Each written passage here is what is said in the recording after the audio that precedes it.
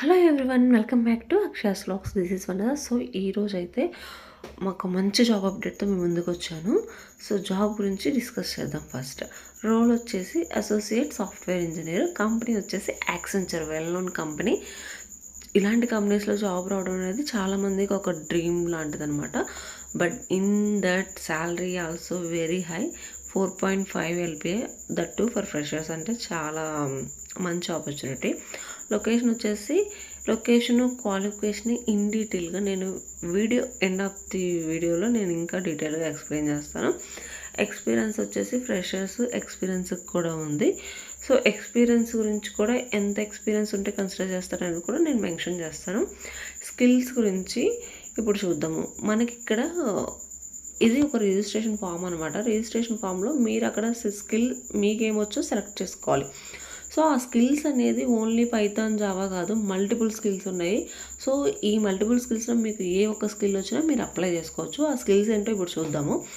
Like ASP.NET, Android, ABAP AMRCQ, automation, C++ programming language, Informatica, power center, Java standard edition, Microsoft Azure PaaS, multi platform front end development, Angular network, Oracle applications development,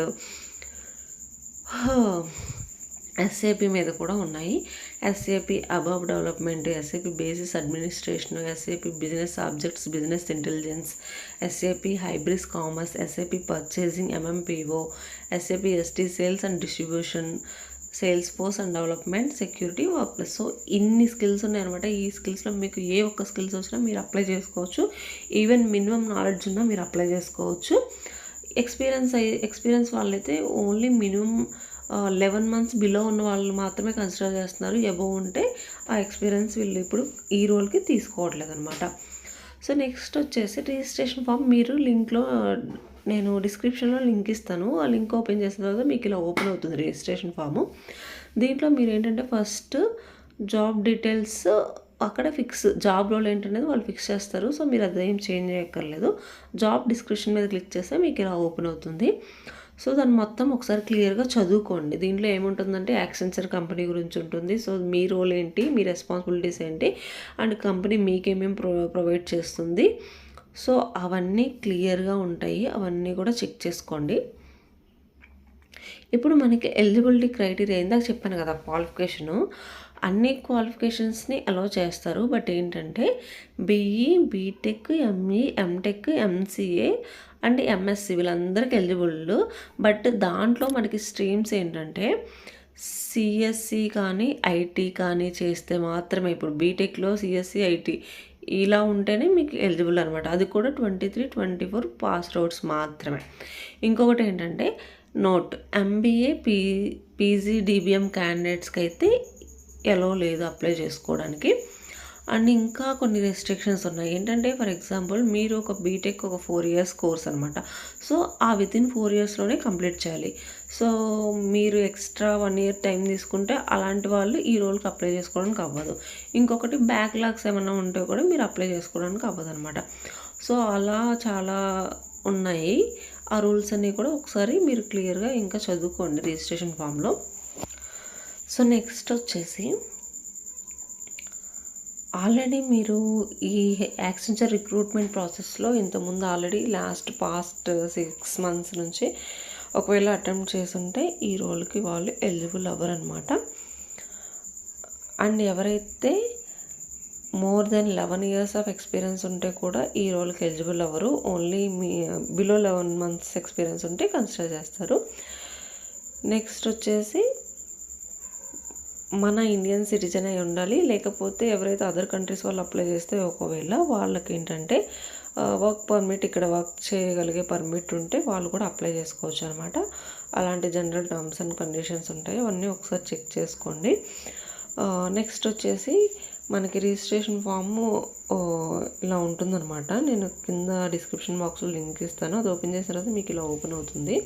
దీంట్లో basic details like what's your name, email ID, WhatsApp number, మీ gender entry, date of birth, educational details, మీ address ఏంటి, current address, permanent address, educational details, ఎప్పుడు passed out అయ్యారు, branch ఏంటి, ఎంత CGPA వచ్చాయి, and next professional details like 11 months experience ఉంటే consider చేస్తారని చెప్పాను కదా, ఒకవేళ ఆ ఎక్స్పీరియన్స్ ఉంటే అది కూడా మెన్షన్ చేయొచ్చు. మీ వర్క్ మీకు దేంట్లో ఎక్స్పీరియన్స్ ఉందనేది మెన్షన్ చేయాలి. నెక్స్ట్ స్కిల్స్ గురించి ఆల్రెడీ డిస్కస్ చేసాం కదా, సో మీ ప్రైమరీ స్కిల్ ఏంటో అది మెన్షన్ చేయాలి. నెక్స్ట్ సర్టిఫికేషన్ డీటెయిల్స్, మీరు ఎక్కడైనా ఆల్రెడీ సర్టిఫికేషన్ ఏమన్నా చేసుంటే అది కూడా మీరు మెన్షన్ చేసుకోవచ్చు, అది యాడెడ్ అడ్వాంటేజ్ అనమాట. నెక్స్ట్ లాంగ్వేజ్ లైక్ ఫారెన్ లాంగ్వేజ్కి మనకి టెస్ట్లో ఉంటాయి కదా, అవి ఏమన్నా మీరు అటెండ్ చేస్తుంటే అది కూడా ఇక్కడ మెన్షన్ చేయొచ్చు. నెక్స్ట్ జాబ్ లొకేషన్ చెప్పాను కదా, అది వేరే అవుతుంది.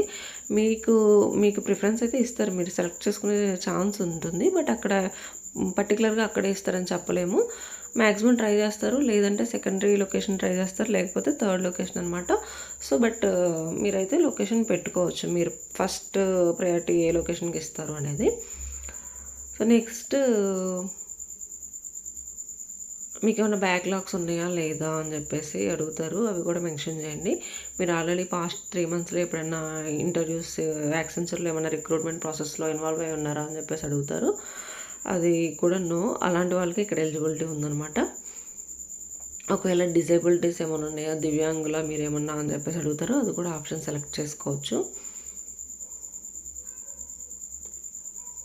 సో లాస్ట్కి నేషనాలిటీ, వాట్స్ యువర్ నేషనాలిటీ అని అడుగుతారు, అది సెలెక్ట్ చేసుకొని సో గవర్నమెంట్ ఐడి ఏదో ఒకటి అప్లోడ్ చేయమంటారు, అది అప్లోడ్ చేయాలి. నెక్స్ట్ రెజ్యూమ్ అప్లోడ్ చేయాలి, మీ పాస్పోర్ట్ సైజ్ ఫోటోగ్రాఫ్ ఒకటి అప్లోడ్ చేయాలన్నమాట. ఈ 3 డాక్యుమెంట్సే మనకి అప్లోడ్ చేయడానికి, మిగతావన్నీ జస్ట్ చూసి ఫిల్ చేయడమే. సో ఇది రిజిస్ట్రేషన్ ఫామ్ చాలా సింపుల్గా ఉంటుంది, ఎవరైనా ఫిల్ చేసుకోవచ్చు, ఎందుకంటే చాలా పర్సనల్ డీటెయిల్స్, బేసిక్ డీటెయిల్స్ ఉంటాయి.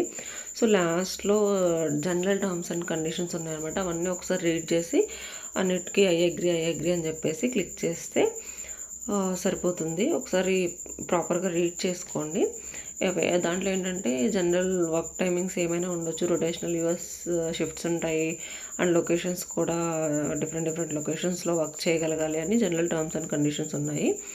సో మీకు ఒకవేళ ఏమైనా డౌట్ ఉంటే లాస్ట్లో క్లిక్ హియర్ ఫర్ అసిస్టెన్స్ అని ఒక లింక్ ఉందన్నమాట, ఆ లింక్ మీద క్లిక్ చేస్తే మీ క్వైరీ వాళ్ళకి సెండ్ చేయొచ్చు, సో వాళ్ళు రిప్లై ఇస్తారు. మోస్ట్ ఇంపార్టెంట్ థింగ్ ఏంటంటే లింక్ అనేది డిస్క్రిప్షన్ బాక్స్లో ఇస్తాను, మర్చిపోకుండా అప్లై చేసుకోండి. అండ్ వాడెక్కడ కూడా రిజిస్ట్రేషన్ ఫామ్లో లాస్ట్ డేట్ అనేది మెన్షన్ చేయలేదు, సో మనకు తెలియదు కాబట్టి ఎప్పుడు క్లోజ్ చేస్తారో తెలియదు. So as soon as possible apply చేసుకో, వాళ్ళకి సెండ్ చేయొచ్చు, వాళ్ళు రిప్లై ఇస్తారు. సో ఈ వీడియో మీకు యూస్ఫుల్ అయితే ఖచ్చితంగా లైక్ చేయండి, షేర్ చేయండి, అండ్ మరిన్ని వీడియోస్ కోసం సబ్స్క్రైబ్ చేయండి. సో ఇవి మీకు యూజ్ అవ్వకపోయినా మీ ఫ్రెండ్స్కి యూజ్ అవుతుంది, సో డెఫినెట్గా షేర్ చేయండి. Thank you so much for watching.